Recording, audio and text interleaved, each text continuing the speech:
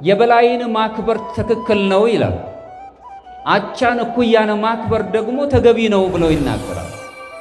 ዝቅ ያለን ሰው ወይም ዝቅ ብሎ የምናስበውን ግን ማገልገል አምላክነት ነው ብለው ያነሳሉ። አምላካችን ኢየሱስ ክርስቶስ ዝቅ ብሎ ነው እኛን አገለገለን። አንተ ለድሃው ስትሰጠው የራሱን ታስረክበዋለህ ይላል። የእጃችን ላይ ያለው ምክንያቱም ማለት ይቺ ዓለም የተፈጠረችው ለሀብታሞች ለባለጸጎች ብቻ አይደለም፣ ለሌሎችም ጭምር እንጂ የጋራ ጥቅም የሆነውን ለግል አድርገህ ወስደኸዋልና ለሰው ስትሰጠው ለድሃው ስትሰጠው የራሱን ታስረክበዋለህ። ይቺ ዓለም የተፈጠረች በጋራ እንድንኖርባት ነው ብሎ ነው የሚያስረዳ። እኛም እሱን መስለን ትሕትናን ገንዘብ እንድናደርግ ፍጹም በመሆን የፍቅር መውደድ ላይ ፍቅር ማለት በልቦና ላይ የተተከለ የመውደድ ኃይል ማለት ነው ይላሉ ሊቃውንት። መንፈሳዊ ተጋድሎን ሁሉ እዚህ ላይ ማንሳት እንችላለን። መንፈሳዊ ተጋድሎ በገዳም ላሉ መናንያን አባቶች ብቻ ሳይሆን እያንዳንዱ ምእመን በምድሩ ላይ ሲኖር ተጋድሎ አለበት። ከዚች ዓለም ጋር ከቁሳዊ ዓለም ጋር ግለኝነት ሰፍቶ በሚኖርበት ዓለም ላይ ራሱን ሰውነቱን ጠብቆ መኖር በራሱ ተጋድሎ ነው። ሰውነት በጣም ረክሳ ያለችበት ዘመን ነው የምንኖረው። ሰው በሰውነቱ ሰው የሚዳኘው በያዘው የቆዳ መልክ ወይም በሚናገረው ቋንቋ ወይም በተወለደበት አካባቢ ነው። ሰው በመሆኑ ብቻ ነው መዳኘት ያለበት። እምነትን ሰጥቶናል፣ ጊዜን ሰጥቶናል፣ መንፈሳዊ ዕውቀት አለን፣ መልካም ግንኙነት ከተፈጥሮ ጋርና ከአምላካችን ጋር ያለን መንፈሳዊ ግንኙነት አለን። ይሄ ደግሞ ለእኛ መንፈሳዊ እድሎቻችን ናቸው የሚያስረዱን። በእውነት አሁን የተሰጠንን አውቀናል ወይ ነው አሁን ጥያቄው። በጸሎት ማትረፍ ችላለን? በጾማችን ውስጥ ትርፋለን ወይ? በንስሐ በምጽዋት ስራዎቻችንን ሁሉ ስንመለከት አትራፊዎቻችን ናቸው ወይ? ያለህን ሀብት ለድሆች አለማካፈል ከድሆች መስረቅ ነው ይለናል። ያለንን ሀብት ለድሆች አለማካፈል ከድሆች ነጥቆ መብላት ወይም መፍሰድ ነው። ስለዚህ ቁሳዊ ሀብትን ብቻ አይደለም የሚመለከተው፣ ይሄ መንፈሳዊ ስጦታችን ራሱ ማካፈል አለብን፣ ቃለ እግዚአብሔርንም ጨምሮ። ከስጦታና ከፍርድ እይታ አንጻር በተለይም ኦርቶዶክሳዊ አስተሳሰብ ምን ይምላል? ይሄኛው በአብዛኛው ጊዜ በኦርቶዶክሱ ዓለም ላይ ንጽሮተ ዓለም ወይም ደግሞ ርዕዮተ ዓለም አለ። ዓለምን የምናይበትን ይህንን መጽሐፍ ስናይ ይህንን የተነገረውን ታሪክ ስንመለከት በምን አይነት መልኩ እንመለከተዋለን? ምክንያቱም ታሪካዊ ይዘቱ አንዱ ከአንዱ ጋር እየተያያዘ ለካህናት ብቻ የተቀጸለ እስኪመስል ድረስ ይታያል። ሁሉም ሰው ግን የመክሊቱ ተካፋይ ነው ያለው በአንድም በሌላም በኩል። ስለዚህ ስጦታ አለን። ከስጦታው በኋላ ደግሞ ፍርድም አለ። ፍርዱ ምንድነው? መልካም ላደረገ ሰው የአባታችን ቤት የምንወርስበት፣ መልካም ያላደረገው ደግሞ ወደ ጨለማ የሚሄድበት የሚል ፍርድ አለው። ስለዚህ በዚህ አስተሳሰብ ውስጥ ያሉትን ነገሮች ለማየት ሞክራለሁ። ሕይወት እንደ ቅዱስ ጊዜ ትርፍ የተገለጸበትን ነገር እናያለን። የመክሊት አሰጣጥን ስናይ በማቴዎስ ወንጌል ምዕራፍ 25 ከቁጥር 14 ላይ ጥልቅ የሆነ ምስጢራዊ ገለጻዎችን በአምላካችን በኢየሱስ ክርስቶስ እንደተገለጸልን እናያለን። ይኸውም የሰው ልጆች ሕይወት በእነዚህ ሁለት ነገሮች በሚመስሉ ስጦታ ባለበትና ከዛ ፍርድ ባለበት የሚቃኝ ሆኖ ነው የምናየው። ስጦታ እና ፍርድ ብለን የምናየው ሁሉም ነገር ከእግዚአብሔር የተሰጠ ስጦታ ነው። አንዳችም በራሳችን ያገኘነው ነገር የለም። የተሰጠንን ደግሞ ለሌሎቹ እንድንሰጥ አምላካዊ ቃል አለን። አትርፈን መገኘት አለብን። ለዚህም ነው እንግዲህ ማቴዎስ ወንጌል ምዕራፍ 25 ላይ ከቁጥር 14 ራሱ አምላካችን ኢየሱስ ክርስቶስ ሲናገር ወደ ሌላ ሀገር የሚሄድ ሰው ባሮቹን ወይም አገልጋዮቹን ጠርቶ ያለውን ንብረት እንደሰጣቸው እንዲህ ይሆናልና ነው የሚለው። ለእያንዳንዳቸው እንደሚያስፈልጋቸው ሰጥቶ ወደ ሩቅ አገር ይሄዳል ይልና መስጠት ወይም ስጦታውን ሲገልጽልን ቁሳዊውን ነገር ብቻ አይደለም የሚሰጠን። ቁሳዊውን ነገር መናገሩን አይደለም። ብዙውን ጊዜ ስንመለከት ሰዎች የስጦታን ነገር ሲያያይዙ ከቁሳዊው ነገር በተለይም ይሄ እኔነት ከበዛበት ዓለም ላይ የምንኖር ሰዎች የምናገኘውንና የምናተርፈው ነገር ከቁሳዊ ነገር ጋር ይያያዛል። መስጠት የሚለውን ቃል ግን እዚህ ስንመለከት ሕይወታዊ የሆነ ስጦታዎች ተገልጸዋል። ራስን አሳልፎ መስጠት፣ ጊዜን፣ እውቀትን፣ መልካም ዕድልን ራሱ እንዲሁም ደግሞ ከእግዚአብሔር ጋር በተለይም እኛ ኦርቶዶክሳውያን ሱታፊ አምላክ ወይም አማልክት ዘበጸጋ የሚያሰኝ ትልቅ ማዕረግን የሚቀጸልልን ስለሆነ ወደዛ ማዕረግ ለመምጣት ሁላችንም በአንደኛ ጴጥሮስ ላይ ራሱ ጴጥሮስ ቅዱስ ጴጥሮስ እንደገለጸልን የመለኮቱ ተካፋዮች ትሆኑ ዘንድ ነው የሚለን። ስለዚህ እኛ ወደ እሱ እንድንቀርብ እሱን እንድንመስል ስጦታ ተሰጥቶናል። በዚህ ስጦታችንም አትራፊዎች እንድንሆን ነው። ሁለተኛው መክሊት ተብሎ የተገለጸ ነገር አለ። መክሊት የተባለው ገንዘቡን ማለት ነው። ስጦታ ልክ እንደ አምላክ ትእዛዝ ሆኖ ነው የተገለጸው። እዚህ ላይ በኦርቶዶክሳዊ መረዳት ውስጥ መክሊት ተብሎ የተገለጸው ተራ ችሎታ አይደለም፣ ምድራዊ የሆነ እውቀት ብቻ አይደለም። በተለይም እኛ አዋቂ መሆንን ሳይሆን ከእውቀት ባሻገር ያለ መንፈሳዊነትን ከምንማርባቸው ቅዱሳት መጻሕፍቶች ውስጥ ያለን የእግዚአብሔር ልጆች ነን። ስለዚህ እውቀት አያስፈልግም ሳይሆን እስመ ኩሉ ዘጸውዐ ስመ እግዚአብሔር ይድህን አለ ቅዱስ ጳውሎስ በመልእክቱ ላይ ሮሜ ምዕራፍ 10 የእግዚአብሔርን ስም የሚጠራ ይድናል አለና ለመጥራት ግን የሚያስፈልገንን መስፈርቶች ያስቀምጣል። ለመጥራት መጀመሪያ ማመን ይቀድማል አለ። ከማመን ደግሞ መስማት ይቀድማል። መስማትን ከእውቀት ጋር ወይም በጥበብ የታሸች እውቀት አድርገው የነገረ መለኮት የኦርቶዶክስ ነገረ መለኮት ምሁራን ያስቀምጡታል። ለዚህም ነው እንግዲህ መክሊቶቻችን የተሰጡት ሁሉ ቁሳዊ ወይም ተራ ነገሮች አይደሉም። በኋላ ጊዜ መክሊቱን የሰጠን ሰጪው ገዢው አምላክ ሊቆጣጠረን የሚመጣበት ጊዜ እንዳለ ነው መጽሐፉም ያስረዳል። ስለዚህ ለእያንዳንዳችን ለሰው በሙሉ የተሰጠው ስጦታ አለ። ካህናት ብቻ አባቶች ብቻም ሳይሆኑ ሁላችንም እንደ ሰው የተሰጠን ስጦታዎች አሉ።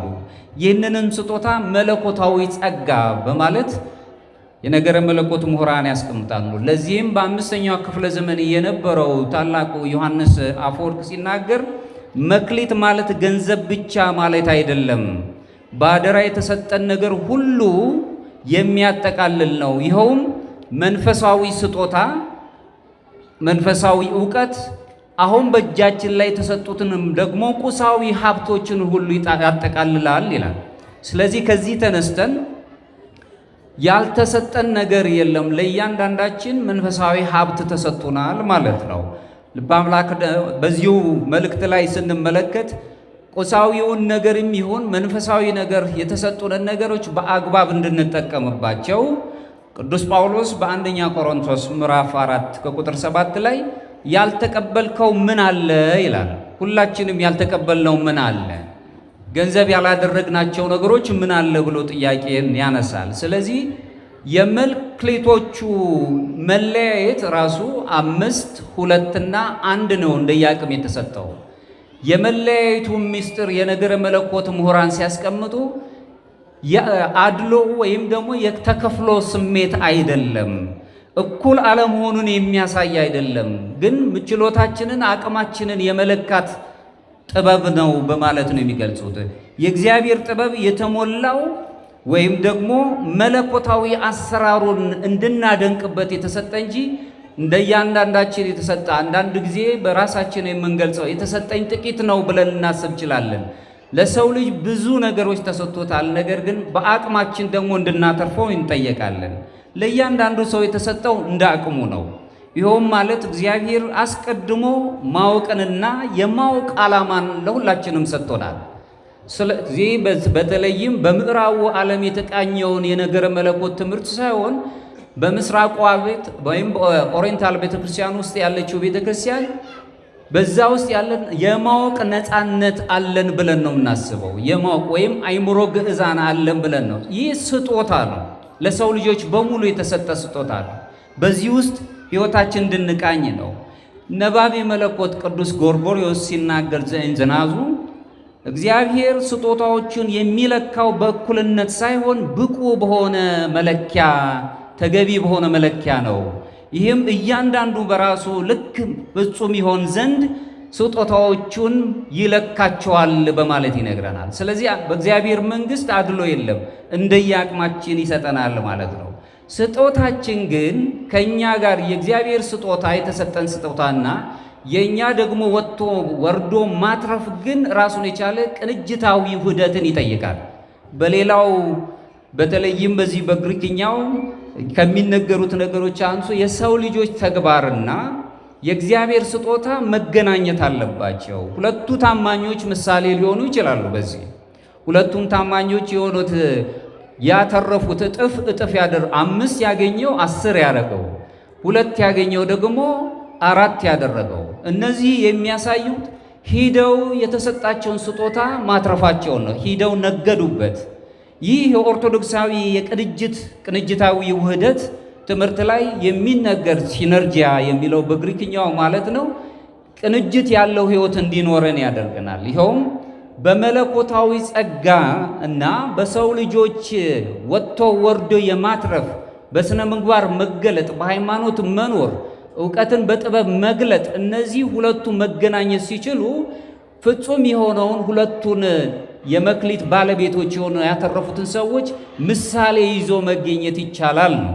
ይህ ከሆነ አሁንም በ7ኛው ክፍለ ዘመን የተነሳው መክሲሞስ የተባለው ታላቅ አባት ሲናገር የእግዚአብሔር መንፈስ ቅዱስ ጸጋ ተፈጥሯዊ ኃይላችንን አያጠፋውም ይላል። ምክንያቱም በተፈጥሮ የተሰጠን የማወቅ ነፃነት አለን።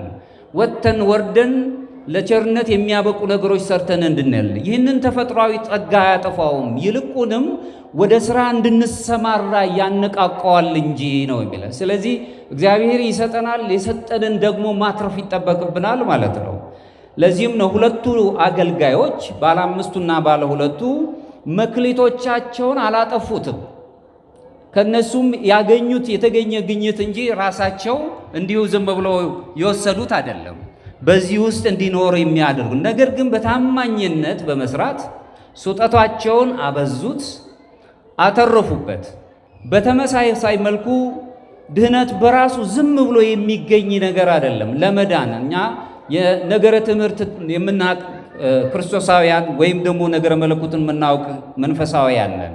ሌላው መንፈሳዊ ተጋድሎን ሁሉ እዚህ ላይ ማንሳት እንችላለን። መንፈሳዊ ተጋድሎ በገዳም ላሉ መናንያን አባቶች ብቻ ሳይሆን እያንዳንዱ ምእመን በምድሩ ላይ ሲኖር ተጋድሎ አለበት። ከዚች ዓለም ጋር ከቁሳዊ ዓለም ጋር ግለኝነት ሰፍቶ በሚኖርበት ዓለም ላይ ራሱን ሰውነቱን ጠብቆ መኖር በራሱ ተጋድሎ ነው። ሰውነት በጣም ረክሳ ያለችበት ዘመን ነው የምንኖረው። ሰው በሰውነቱ ሰው የሚዳኘው በያዘው የቆዳ መልክ ወይም በሚናገረው ቋንቋ ወይም በተወለደበት አካባቢ ነው። ሰው በመሆኑ ብቻ ነው መዳኘት ያለበት። ለዚህም ነው እንግዲህ በአብዛኛውን ጊዜ የምናነሳቸው ነገሮች ከቅዱሳት መጻሕፍት ጋር ሰው በሰውነቱ ከብሮ መታየት አለበት ብለን የምናየው። ድህነት በራሱ ዝም ብሎ የሚገኝ አይደለም። ድህነታችን ራሱ መክሊታችን ነው፣ ስጦታችን ነው።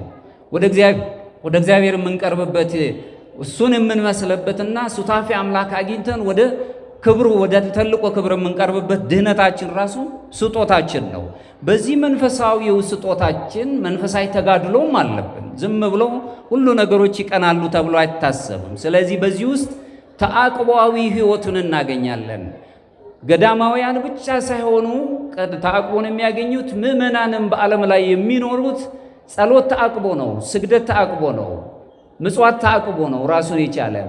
ምክንያቱም እኔ ከማገኝ ይልቅ ሌላውም ያስፈልገዋል፣ ለሌላውም ይገባዋል ብለን ማሰብ የምንችልበት ተአቅቦ ነው።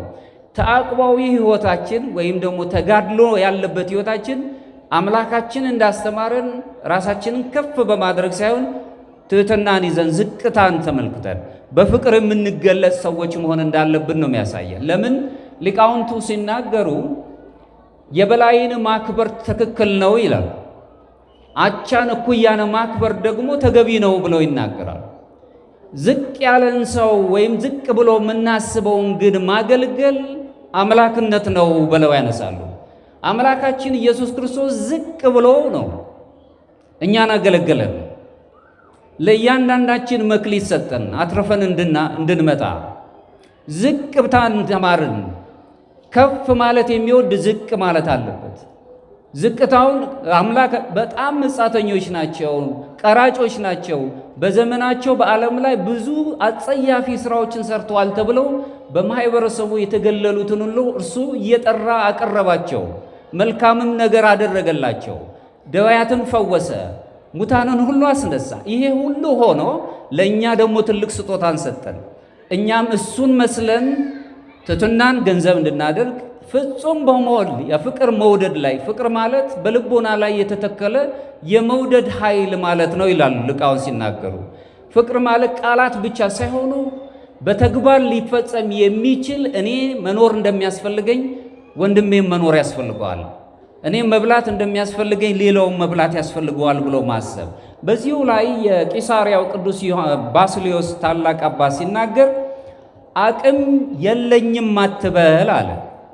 የተቀበልከው ነገር ለድህነትህ በቂ ነው። እኔ የተሰጠኝ መክሊት የለኝም አትበል። ሁላችንም ለእያንዳንዳችን እንደ አቅማችን ተሰጥቶናል። ስለዚህ የተሰጠህ ነገር ለምትድንበት ነገር በቂ ነው። ነገር ግን ፈቃደኛ መሆን ይጠበቅብሃል ይላል። ለማትረፍ ፈቃደኛ መሆን አለብን። እንደ አንዱን መክሊት ወስዶ እንደቀበረው ሳይሆን ሁለቱ አትርፈው እንደተገኙት ፈቃደኞች መሆን ይጠበቅብናል። የጌታ መመለስ ስላለ ፍርዱን እናያለን። እዛ ላይ የጌታ መመለስ የአምላካችን ኢየሱስ ክርስቶስ መመለስን ደግሞ በነገረ ምጽአት የመጨረሻው ምላሽን በዚሁ ገጸ ታሪክ ውስጥ መረዳት እንችላለን። ያውም የማቴዎስ ወንጌል ምዕራፍ 25 ከቁጥር 19 ላይ ከብዙ ዘመናት በኋላ የነዛ አገልጋዮች ወይም ባሮች ጌታ መጣና ተቆጣጠራቸው ይላል። የተሰጠንን ነገር ሁሉ በአግባብ ተጠቅመንበታል ወይ? የሚፈልገው የሰጠን አምላክ ስጦታውን ሊወስድ ይመጣልና ምን ያህል ተጠቅማችሁበታል? ይህንን ይላል ነው። ብዙ ዘመን ነው የሚለው። ብዙ ዘመን የሚለው ቃል የምድራዊ ሕይወታችንን የልኬት ዘመን ነው የሚያሳየን። ምድር ላይ ያለንበት እያንዳንዳችን ዘመናችን የተለካ ነው፣ የተቆጠረ ነው። በዚህ ውስጥ ሰሞ መቆጣጠር ሊተሳሰባቸው መጣ የሚል ቃል እናያለን። በዚህ ውስጥ ደግሞ የመጨረሻ ፍርድን ነው የምናየው። ስጦታውን ከሰጠ በኋላ ፍርድ ደግሞ አለን፣ ምን ያህል አትርፋችኋል የሚል። እዚሁ ላይ ለታማኞቹ ሁለቱ አገልጋዮች ጌታ ራስዎ ሲናገር በማቴዎስ ወንጌል ምዕራፍ 25 ከቁጥር 21 ላይ አንተ በጎ ታማኝ ባሪያ አገልጋይ ወደ ጌታ ደስታ ግባ የሚል ቃል ሰጣቸው። አትራፊ የሆኑ ሰዎች ሁልጊዜ ደስተኞች ናቸው። በስጋችንም በነፍስም አትራፊ መሆን እንዳለብን ነው። ምክንያቱም ሰው የሚባል ልዩ ሆነ ወይም ደግሞ ምስጢራዊ ማንነት አለ።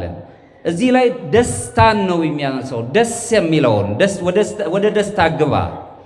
ከውጭ የሚሰጠን ተራ ሽልማት አይደለም ይሄ። ሰዎችን አንዳንዴ እቺም በአፎሙ ይድርዎ በልቦሙ ይደክሙ ይላል እንግዲህ በአምላክ ዳዊት። ሰዎች እኛን ዝም ብለው ምጸት ባለበት መልኩ ሊያስደስቱን ሲፈልጉ ይህ መልካም ነው ይሉናል። እንዲህ አይነት ደስታን አይደለም እየነገረን ያለው። የአምላክ የሚሰጠን ደስታ ግን ፍጹም የሆነ ምድሩ ላይ ያላገኛናት ደስታ ነው። እዚሁን በፍጹም ወደ ሆነው ደስታ ግባ ሲል ሱታፊ አምላክነትን ማግኘት ነው። ወደ መለኮት እናንተ ብርሃናውያን ትሆናላችሁ የሚለውን የሳይመን ዘ ኒው ቴዎሎጂያን ትምህርትን የሚያስተምረን ይሆናል። በሱታፊ አምላክ ሕይወት ውስጥ የሚገለጸውን ተሳትፎ ደስታ ብሎ ገልጾታል። ደስ ብሎን እንድናገኝ ከአምላካችን ጋር ደስ ብሎን እንድንኖር የሚያደርግ በዚሁ ላይ በግሪክኛው ቴዎሲስ ተብሎ የተጠራው የኦርቶዶክሳዊ መንፈሳዊ ማንነታችን መገለጫ የሆነች ቤተ ክርስቲያን ሁልጊዜ ሱታፊ አምላክ እንድናገኝ እንዳውም ምስጢራቱ ተካፋች እንድንሆን በጥምቀት ትባርከናለች፣ በቀንዲል በቀባሜሮ ታትመናለች፣ በስጋው ደግሞ አምላካችን ጋር እንድንኖር ሕይወትን ትሰጠናለች። ይህንንም እናስብ።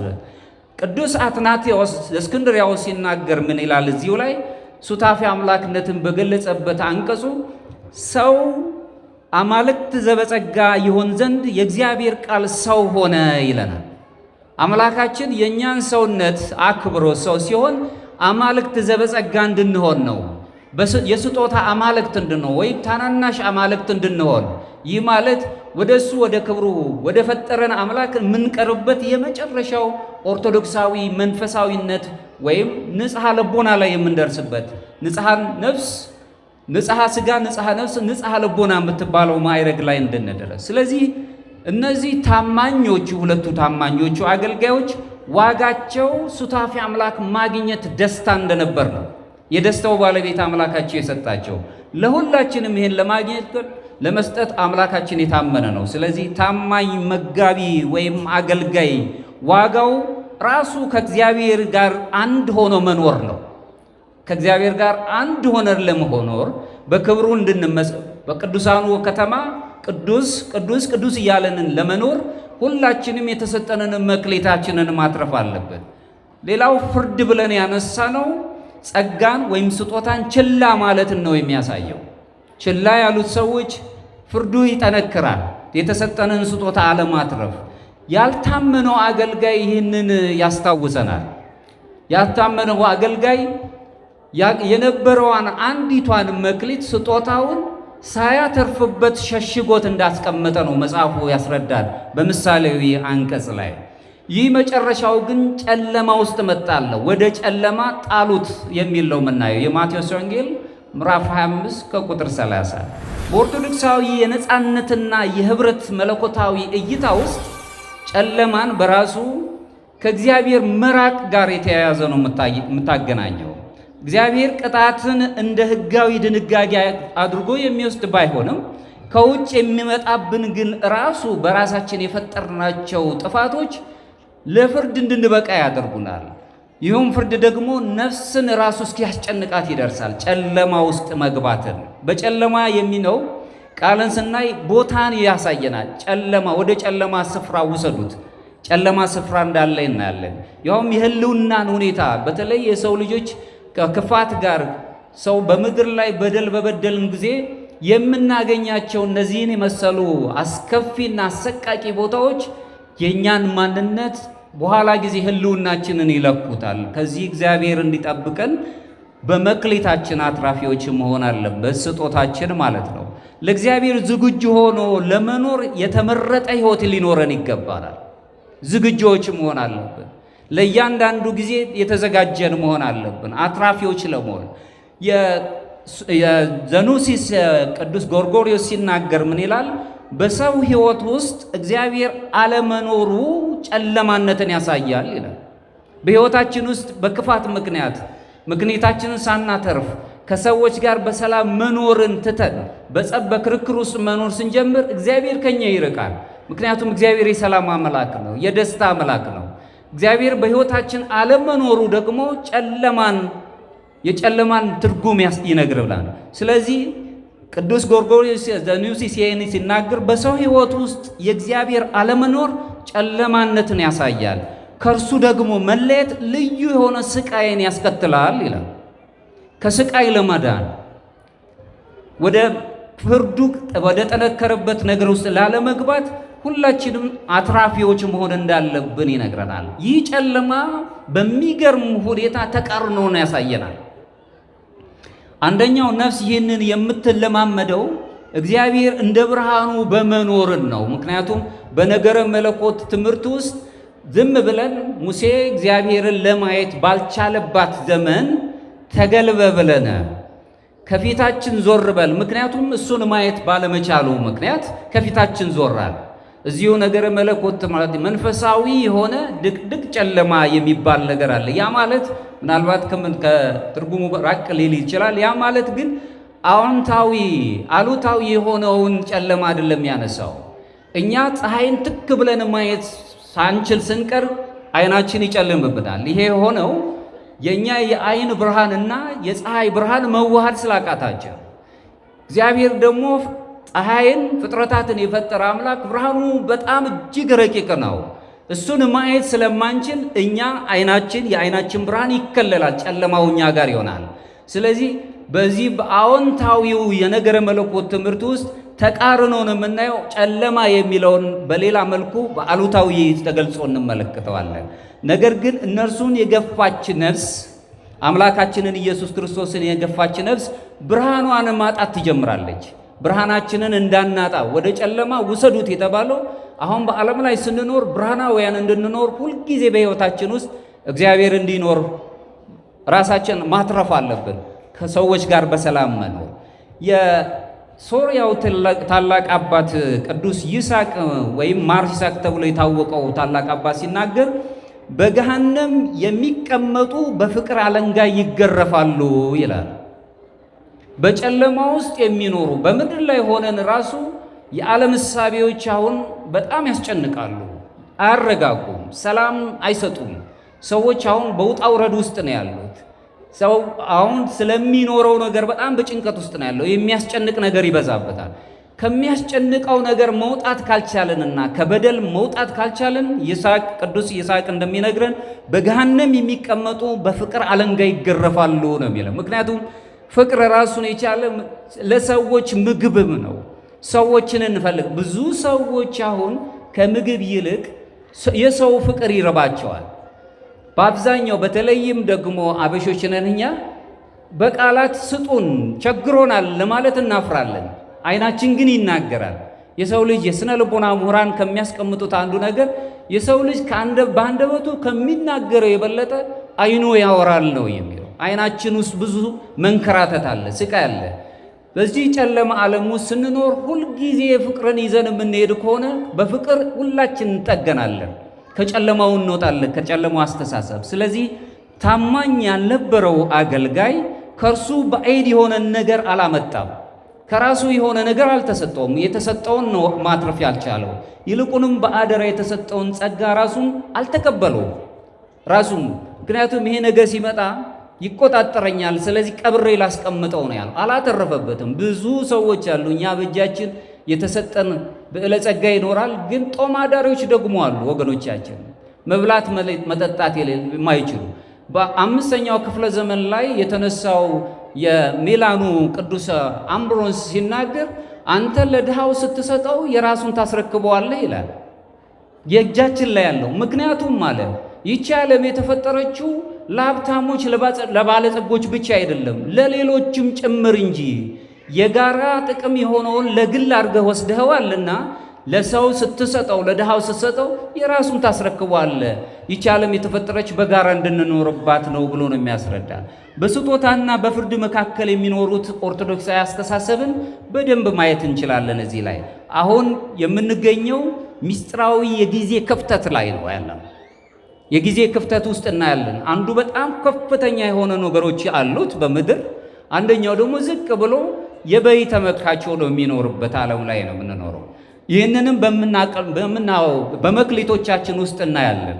በተሰጠን ጸጋና በተገለጠው ክብር ውስጥ መካከል ልዩ የሆነ የጊዜ ክፍተቶችን እንመለከታለን። ጊዜዋችንን ሁለቱ ሲያተርፉ እጥፍ ሲያተርፉ፣ አንደኛው ግን ራሱን ቀበረው፣ በጊዜ አልተጠቀመም። በጊዜ ክፍተት ውስጥ የሁለቱን ታሪኮች ማየት እንችላለን። እኛ ራሳችን ተቀብለናል። ምን ስጦታ አለን፣ ሕይወት ተሰጥቶናል፣ ጸጋ እግዚአብሔር ከኛ ጋር አለ። እግዚአብሔር የምንመስልበት አርአያ እግዚአብሔር አምሳያ እግዚአብሔር አለን በእኛ። ዘፍጥረት ምዕራፍ 1 ከቁጥር 27 ላይ የሚነግረን እሱ ነው። በአርአያና በአምሳሉ ፈጥሮናል፣ ስጦታችን ነው። በዚህ ስጦታችን የምናተርፍና ሰውኛውን በሰው ሰው መሆናችንን የምንገልጽበት፣ ሰው ማን መሆኑ እየታወቀ ማንህ አይባልም፣ ሰው ነው። ሰው ክቡር መሆኑን መልመድ ማስተማር አለ። ሰውን በመፍጠሩ አምላክ ተጸጸተ ነው የሚለን ዘፍጥረት ላይ። በደል በድሎ በመፍጠሩ ተጸጸተ፣ እንደገናም ዝቅ ብሎ አዘነለት። በምድር ላይ ይቅበዘበዛል ብሎ አዘነ። አምላክ ለሰዎች እንደሚያዝነው እግዚአብሔር ለሰዎች ለእኛ እንዳዘነ ሁሉ በአርአያው በአምሳሉ የተፈጠርን ለሁሉ ፍጥረት የምናዘን ሰዎች ሆናል። ተቀብለናል። ይህን ስጦታችን የማዘን የፍቅር ስጦታ እንደገና መቀበል ብቻም ሳይሆን ተጠርተናል። የተሰጠንን ነገር ለማትረፍ ስጦታውን እንድናበዛ ተጠርተናል። በተጋድሎ በፍቅርና በመታዘዝ ማለት ነው። ሁላችንም ታዛዦች እንድንሆን በፍቅር ሁላችንንም አፍቅር ቢጸከ ከመነፍስከ ነው። ራስን በምትወድበት የመውደድ ቋንቋ ሌላ ወንድምህንም ውደድ የሚል ስጦታን ያለበት ጥሪ ተቀብለናል። በዚህ ጥሪ ውስጥ እንድንኖር የዛሬው ታሪክ ያስረዳናል። ሌላው የምንጠብቀው ደግሞ በሰጠን ቁጥር የተሰጠነን ደግሞ አትርፈንበት የምንጠብቀው ደግሞ አለን። የምንጠብቀው የመጨረሻ የሆነውን የሕይወታችን ግንኙነት ማለት ነው፣ ከአምላካችን ጋር የምንገናኝበት በክርስቶስ በአምላካችን በኢየሱስ ክርስቶስ ያለውን እውነት ሁሉ ይገለጣል።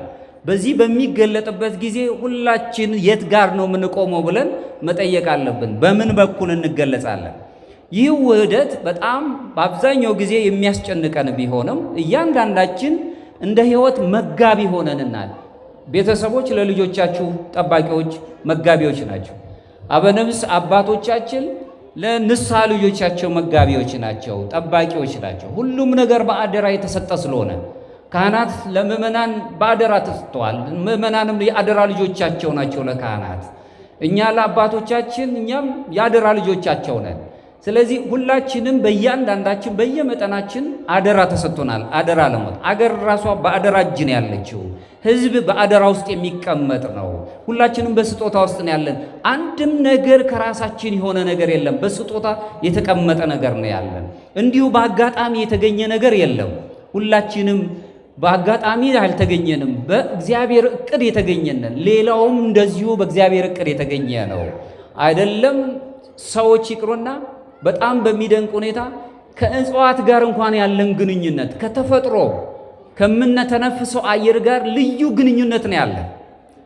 እነዚህ ራሱ አደራ አለብን ልንንከባከባቸው ማለት ነው። በዚህ ውስጥ የምንኖር ነን ኦርቶዶክሳውያን። ድህነት እንደ ቅንጅታዊ ውህደትን ነው የምናየው። ነገረ ድህነት እግዚአብሔር በእኛ ውስጥ ይሰራል። እኛ ደግሞ ለስራው ደግሞ ፍጹም የሆነውን ነገር እናዘጋጃለን። ነህምያ ሲናገር ነቢዩ እኛ ባሮቹን እነሳለን፣ እግዚአብሔር እሱ ደግሞ የምንፈልገውን ያከናውንልናል ነው የሚለው። ስለዚህ ቅንጅታዊ ነገር የእግዚአብሔር ጸጋ፣ የእኛ ደግሞ ጸጋው አለን። በጸጋው ብቻ እንድናለን አይደለም፣ የእግዚአብሔር ጸጋ ያድነናል። አዎ እናምናለን። ነገር ግን ደግሞ እኛ ባሮቹ እንነሳለን ለጸጋው ለበረከቱ አትራፊዎች ለመሆን ማለት ነው። ይሄን ያለን። ሌላው ቅድስና ሁላችንም ሱታፊ አምላክ የምናገኝበት መለወጥ አለብን። በመለወጥ ውስጥ ሕይወት እንሄዳለን። የሱታፊ አምላክነት ማዕረግ እናገኛለን። ሰዎች ሁላችንም ንጽሐ ሥጋ ስንኖር የሥጋ ፈቃዳችን ሁሉ አራግፈን ወደ ንጽሐ ነፍስ ላይ እንቀርባለን። ንጽሐ ነፍስ ላይ ስንደርስ የነገረ መለኮት ምሁራን የሚያስነዱት እዚህ ሁለተኛው ማዕረግ ላይ ስንደርስ ሁላችንም ስለ እውነትን መናገር ነው የምንጀምረው። ወይም እውነት የት እንዳለች ዳጭረን እንፈልጋለን። ከዛ በኋላ የእያንዳንዳችንን ጥልቅ ገደል ተሻግረን ስንሄድ የምናገኘው ንጽሐ ልቦና ነው። ንጽሐ ልቦና ላይ ስንደርስ ለንጽሮተ ስሉስ ቅዱስ መድረስን፣ እሱ ደግሞ ሂደት ነው ራሱን ይቻለ። አበው አባቶቻችን የደረሱበት ደረጃ ላይ ለመድረስ እሱን ስናስብ አሁን ሕይወታችን ሁሉ እንደ ቅድም ጎርጎርዮስ ዘኑዚስ ብዬ ተናገርኩት ነባቢ መለኮት ነጽሮተ ስሉስ ቅዱስ ላይ ስደርስ ሁላችንም ሱታፊ አምላክ አማልክት ዘበጸጋ የሚል ማዕረግ እናገኛል። ይህ ሁሉ የሚሆነው የተሰጠንን ስጦታ አትራፊዎች መሆን ስንችል ነው። እንደ መጨረሻ የማነሳው ነገር ተቀብለናል። ምን ያህል ነው? አሁን ምን ያህል ተቀበለን? እግዚአብሔር የሰጠን ስጦታዎች በርካታ ናቸው። እምነትን ሰጥቶናል፣ ጊዜን ሰጥቶናል፣ መንፈሳዊ ዕውቀት አለን፣ መልካም ግንኙነት ከተፈጥሮ ጋርና ከአምላካችን ጋር ያለን መንፈሳዊ ግንኙነት አለን። ይሄ ደግሞ ለእኛ መንፈሳዊ እድሎቻችን ናቸው የሚያስረዱን። በእውነት አሁን የተሰጠንን አውቀናል ወይ ነው አሁን ጥያቄው። የተሰጠንን ነገር እናውቃለን። ሌላው የተሰጠንን ማሳደግስ ችለናል ወይ? አትርፈናል ወይ? የምናተርፈው እንዲሁ አይደለም። በጸሎት ማትረፍ ችለናል ወይ? በጾማችን ውስጥ ትርፋለን ወይ? በንስሐ በምጽዋት ስራዎቻችንን ሁሉ ስንመለከት አትራፊዎቻችን ናቸው ወይ? እስቲ በደንብ እናያቸው። እያካፈልን ተርፋለን ካልን ደግሞ እያካፈልን ነው ወይ የሚል ነገር አለ። ስጦታችንን ለሌሎች እንለግሳለን ወይስ በራስ ወዳድነት ውስጥ ታጥረን እንኖራለን? አንደኛው አንድ መክሊትን የቀበረው ሰው ራስ ወዳድ ነው። እኔ ብቻ ለምን ቢመጣ በኋላ ቢጠፋብኝስ? ቀብሮት ነው የተገኘው። ሌላስ ነቅተን እንጠብቃለን ወይ? እንደ ሁለቱ አትራፊዎች ንቆች ነን ወይ? በግሪክኛው የሚናገረው ራሱን የቻለ ነፍስ ይሉታል ወይም ኑንስ ተብሎ ይጠራል። ያ ማለት የአይነ ልቦና ማለት ነው። የልቦና አይን ውስጣዊ የሆነች አይን ማለት ወይ ደግሞ በሌላው ቅዱስ የእስክንድርያው ቅዱስ አባት ሲናገር አትናቴዎስ ይችንን ብሎ የሚናገረት ውስጣዊ የነፍስ አይን ብሎ ነው የሚናገራት። ያችን በዛ ውስጥ ነቅተን ቆመናል የሚል ጥያቄዎች ማምጣት አለብን። ስለዚህ እየኖርን ያለነው በጥንቃቄ ነው ወይስ በዝንጋዬ? በችለተኝነት ነው ወይስ በትጋት? እነዚህ ሁሉ መመለስ አለብን።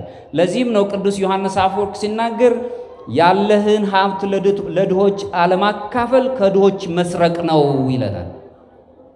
ያለንን ሀብት ለድሆች አለማካፈል ከድሆች ነጥቆ መብላት ወይም መፍሰድ ነው። ስለዚህ ቁሳዊ ሀብትን ብቻ አይደለም የሚመለከተው ይሄ መንፈሳዊ ስጦታችን ራሱ ማካፈል አለብን፣ ቃለ እግዚአብሔርንም ጨምሮ። ራሱም አምላካችን ኢየሱስ ክርስቶስ በሉቃስ ወንጌል ምዕራፍ 12 ከቁጥር 8 ላይ ብዙ ከተሰጠው ሁሉ ከእርሱ ብዙ ይፈለግበታል ይላል። ብዙ ሲሰጠን ብዙ ይጠበቅ። ወጣቶች ብዙ ስጦታ አላችሁ፣ ሕፃናትም የተሰጣቸዋል፣ አረጋውያን የተሰጣቸዋላችሁ። ለሌሎቻችሁን ተስፋ እንድንሆን እንደ መደምደሚያ የምናተው ሁላችን ኃላፊዎች ነን። ጌታችን መድኃኒታችን ኢየሱስ ክርስቶስ በኋላ ሲመጣ ሲቆጣጠረን በነፍሳችን ወደ አባቴ ወይም ወደ አምላካችን ወደ እግዚአብሔር ደስታ መንግሥተ ሰማያት ግቡ ነው የሚለን ወይስ የትኛው? እሱን ማየት መጠየቅ አለብን። ስለዚህ በመጨረሻ ስጦታችን ውስጥ በኃላፊነት መንቀሳቀስ አለብን። የተሰጠንን ስጦታ ኃላፊነት ነፃነት እንዳለብን ደግሞ ኃላፊነትም አለብን። ሕይወት በአደራ የተሰጠች መሆኗን ማወቅ አለብን። ሕይወታችን ራሱ አደራ አለባት። በታማኝነት መኖር አለብን። ለጸጋው ለተሰጠን ስጦታ በስራ ምላሽ መስጠትን መልመድ፣ በፍቅር ሁልጊዜ መዘዋወር። ማንም ሰው አለመውደድ የሰው ልጅ አይችልም፣ ተፈጥሯዊ ነው ፍቅር። ውደዱኝ ማለት ነው በጣም አስቸጋሪ እንጂ አለመውደድ ግን አልወድህም ማለት አንችልም። ፍቅር ራሱ የሰው ልጅ የተሰጠው ልዩ ስጦታው ነው። በፍቅር ውስጥ ሰዎችን አለመውደድ አንችልም። በተስፋ መኖር፣ በዳግም ምጽአት ጊዜ ሁልጊዜ የዳግም ምጽአቱን ተስፋችንን ሰተን በናፍቆት መጠባበቅ፣ ምንጊዜም ሁልጊዜም መንግሥተ ሰማያትን መመልከት፣ የጸኑትን አበው አባቶቻችንን ማሰብ። መክሲሞስ እዚህ ላይ የሰው ልጅ ሁሉን ነገር ይላል በፍቅረ እግዚአብሔር አንድ እንደሚያደርግ ተጠርቷልና ይለናል። ሁላችንንም በፍቅር አንድ እንድናደርግ ተጠርተናል። ታማኞች አገልጋዮችም ያከናወኑት ይህንን ነው። በፍቅር ስለተጠሩ አትራፊዎች ሆነው ነው የተገኙት። የተሰጣቸውን ነገር ወደ ህብረቱ ነው ያቀረቡት። ማዕከላዊነቱ ግላዊ ያላደረጉትም፣ ማህበራዊ ሂደት ነው የተጠቀሙበት። መስዋዕትን ለመለወጥ ቀና ነበሩ። መውጣት መውረድ መስዋዕትነት ነው፣ መታገል ነው ራሱን የቻለ።